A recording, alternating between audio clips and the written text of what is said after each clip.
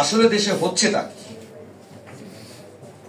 আমাদের নেতা তারেক রহমান স্পষ্ট উচ্চারণ করেছেন, আজকের এই অন্তর্বর্তীকালীন সরকার যদি পরাজিত হয়, দেশ পরাজিত হবে, জনগণ পরাজিত হবে।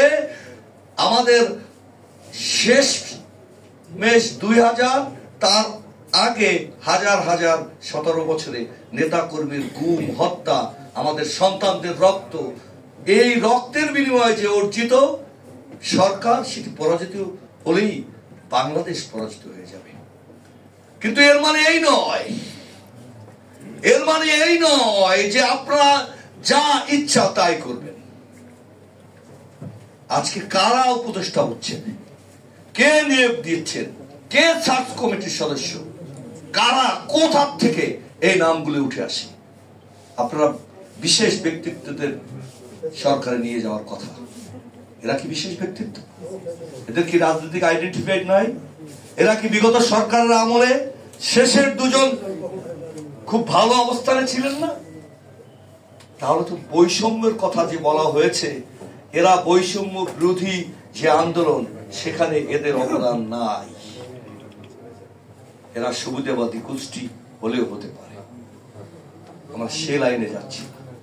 আমরা বলতে চাই, জাতীয়তাবাদী দলের 2 শীর্ষ নেতা আছেন, তারা বলতে চায়, যারা আহত হয়েছে, যারা শহীদ হয়েছে, যারা দীর্ঘ 17 বছর লড়াই সংগ্রাম করে শহীদ হয়েছে অথবা গুম হয়েছে, তাদের পাশে দাঁড়ানো এখনো এই সরকারের বিভিন্ন গুরুত্বপূর্ণ জায়গায় ওই ফেসিবাদের পুতাত্তারা ঝেঁকে বসেছে। এবং চমৎকার ভাবে একটি চমৎকার জিনিস আমি বারবার বলি, মফস্বলে থাকার কারণে এইখানের পানি ওইখানে নিয়ে রং বদলানো হলো। অর্থাৎ অমুক জায়গায় তিনি চাকরিরত আছেন, আওয়ামী লীগের সুবিধাভোগী, তাকে পিরোজপুর থেকে রংপুর নিয়ে তার চেয়ে বেশি প্রমোশনের জায়গায় দিয়ে তাকে বহাল তবিয়তে রাখলো। এগুলো কারা করছেন? কোন দূতাবাসের ইঙ্গিতে হচ্ছে? অথবা কোন রয়ের এজেন্টরা এখনো তো বাংলাদেশের চারিদিকে ঘুরে ফিরে আছে? এই স্পষ্ট উচ্চারণ গতকাল বাংলাদেশের সেনাবাহিনী, দেশপ্রেমিক সেনাবাহিনী উচ্চারণ করেছে। 30টি জায়গায় তারা রেসিস্ট করেছে, যারা গার্মেন্ট শিল্পের ধ্বংস করে দিয়ে বাংলাদেশকে বিক্ষুব্ধ করে তোলা, অথবা বাংলাদেশকে ধ্বংস করে তোলা, অথবা বাংলাদেশকে অচল করে তোলার একটা চেষ্টা চালিয়েছে। ওদের কাছে আছে টাকা, সেই কালো টাকা চারিদিকে বিছিয়ে দিচ্ছে। কিন্তু আমরা যদি, এই সরকার যদি এই কালো টাকার উৎসমুখ বন্ধ না করতে পারে, এই সরকারকে সুস্থ থাকতে দিবে না। আর জনগণের আকাঙ্ক্ষা সেই নির্বাচন, সেই নির্বাচনের রোড ম্যাপ কখনো ঘোষণা হবে না।